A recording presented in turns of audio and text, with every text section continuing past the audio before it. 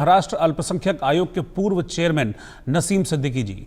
नसीम जी, बहुत बहुत स्वागत है आपका इंडिया न्यूज़ पर। जो एपिसोड इस वक्त चल रहा है महाराष्ट्र में, मुंबई में, उससे तो आप अच्छी तरह वाकिफ होंगे ही।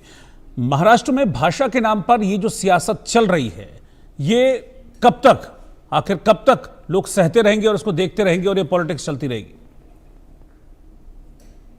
देखिए, ये बहुत दुर्भाग्य की बात है। भाषा के नाम पर किसी प्रकार की जंग नहीं होना चाहिए। सभी भाषाएं जो बहुत अहम होती हैं।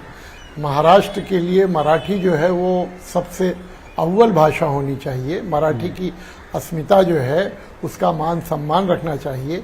लेकिन जब देश के स्तर की बात हो तो हिंदी भी बहुत महत्वपूर्ण है। देश में एक राज्यों से दूसरे राज्यों को जोड़ने वाली कड़ी जो है, पूरे देश को अगर कोई कड़ी जोड़ सकती है तो वो हिंदी भाषा जोड़ सकती है। क्योंकि देश में 60% से ज़्यादा लोग जो है वो देश की आबादी के हिंदी भाषा का इस्तेमाल करते हैं। दक्षिण के कुछ राज्यों में हिंदी का विरोध हो सकता है, महाराष्ट्र में कोई विरोध नहीं है और नहीं होना चाहिए। लेकिन चूंकि महाराष्ट्र का निर्माण ही भाषा के आधार पर हुआ है 1960 में, इसलिए महाराष्ट्र में रहने वाले हर शख्स को मराठी जाननी चाहिए, मराठी बोलनी चाहिए और अगर नहीं आती तो मराठी सीखनी चाहिए। नसीम जी, हर दिन इस तरह की खबरें आती हैं, इस तरह की तस्वीरें आती हैं जब किसी गैर मराठी को पीटा जाता है, उसको मारा जाता है। क्यों? क्योंकि वो मराठी नहीं बोल पाता है। तो भाषा के नाम पर ये गैर मराठियों को निशाना बनाने का जो ये काम चल रहा है इस वक्त महाराष्ट्र में, जो गुंडागर्दी चल रही है, ये कब तक चलेगा? नहीं, देखिए, कुछ लोग अपनी राजनीति चमकाने के लिए, भविष्य में अपना जो है वो टीआरपी ऊंचा करने के लिए और इस तरीके की चीज़ों का इस्तेमाल करते हैं। तो गैर मराठियों को या देश के किसी भी व्यक्ति को, वो मराठी हो चाहे दूसरे राज्य में हो, तो उनको भी नहीं, और महाराष्ट्र में गैर मराठियों को भी निशाना नहीं बनाना चाहिए। अल्टीमेटली राज्यों की स्थापना राज्यों के हितों के लिए हुई है। लेकिन राज्य से बड़ा देश होता है। तो जब देश की बात हो तो सभी, सीमा पर जब हमारे लोग लड़ते हैं तो वो कोई राज्य के नाम पे नहीं लड़ते, देश के नाम पे लड़ते हैं। देश में जब कोई क्रिकेट होता है तो वो देश की टीम खेलती है, राज्य की टीम नहीं खेलती है। तो देश जो है वो सर्वोच्च है, सर्वोपरि है। इसलिए देश के सभी राज्य के लोगों को मान सम्मान मिलना चाहिए और किसी भी राज्य में किसी भी दूसरे राज्य के लोगों को निशाना नहीं बनाया जाना चाहिए। तो नसीम जी, भाषा को लेकर जो लड़ाई छिड़ी हुई है, इसमें नीतीश राणे के रडार पर अब मदरसा और मुसलमान क्यों आ गए? देखिए, नीतीश राणे को राजनीति में बहुत गंभीरता से लेने की आवश्यकता नहीं है। आप सब लोग जानते हैं कि नीतीश राणे की राजनीति में ऊंचाई क्या है, ये लोग जानते हैं। वो अगर नारायण राणे जी के पुत्र ना होते तो उनको ये स्थान भी प्राप्त नहीं होता। जब वो कांग्रेस में थे, जब नारायण राणे जी कांग्रेस के टिकट पर बांद्रा से चुनाव लड़ रहे थे, जब वो कांग्रेस में थे तो जगह जगह मदरसों में जाने का काम करते थे, मस्जिदों में जाने का काम करते थे, दरगाहों पे जाने का काम करते थे, बीजेपी को गालियां दे रहे थे। आज वो बीजेपी में जाने के बाद जो है अपनी राजनीति को थोड़ा सा रंगदार बनाने के लिए, अपनी राजनीति को बीजेपी में अपना स्थान बनाने के लिए इस तरीके से वो मुसलमानों को टारगेट कर रहे हैं। और चूंकि पूरी बीजेपी की राजनीति ही केंद्रित है मुसलमान विरोध पर, तो इसलिए वो जो बीजेपी का एजेंडा है, नीतीश राणे उसको आगे जो है लेकर जाने का काम कर रहे हैं। मुझे लगता है कि मुसलमानों को, नीतीश राणे को बहुत गंभीरता से लेने की आवश्यकता नहीं है।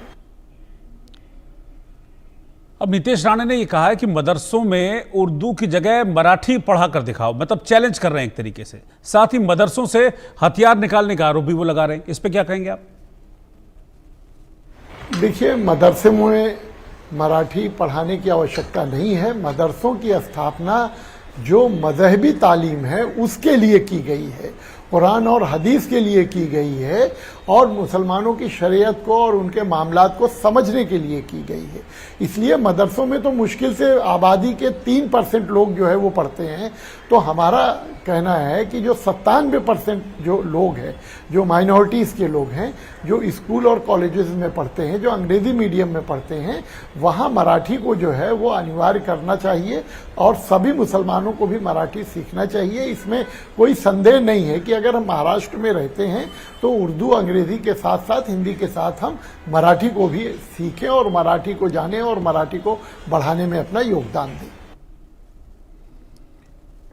ये जो भाषा के नाम पर मुंबई में आग लगाई हुई है राज ठाकरे ने, ये मराठी वर्सेस हिंदू जो ये कर रहे हैं, ये हासिल क्या करना चाहते हैं राज ठाकरे?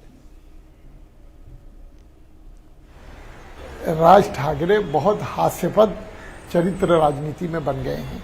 कभी वो एनडीए के साथ रहते हैं, कभी एनडीए के खिलाफ जाते हैं, कभी वो नरेंद्र मोदी जी के पक्ष में बोलते हैं, बिना शर्त समर्थन देते हैं लोकसभा में, फिर उनके खिलाफ जाते हैं, फिर वो उद्धव जी के साथ आते हैं, फिर वो जो है अपने लोगों को जो है इगतपुरी में मीटिंग लेकर कहते हैं चुनाव की तैयारी करो।